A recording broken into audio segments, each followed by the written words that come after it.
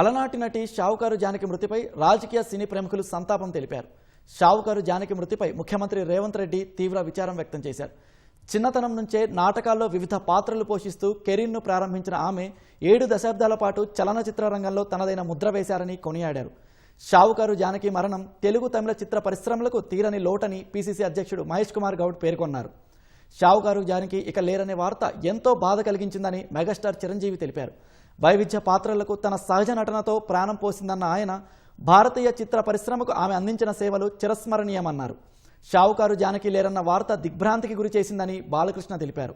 షావుకారు జానకితో నందమూరి కుటుంబానికి ప్రత్యేక అనుబంధం ఉందన్న బాలకృష్ణ ఎన్టీఆర్ హీరోగా తొలి చిత్రం షావుకారుతో ఆమె షావుకారు జానకిగా సుప్రసిద్ధులు అయ్యారని గుర్తు చేశారు.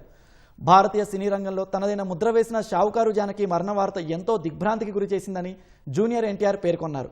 జానకి పోషించిన పాత్రలు ఎప్పటికీ మన జ్ఞాపకాల్లో నిలిచిపోయానన్నారు.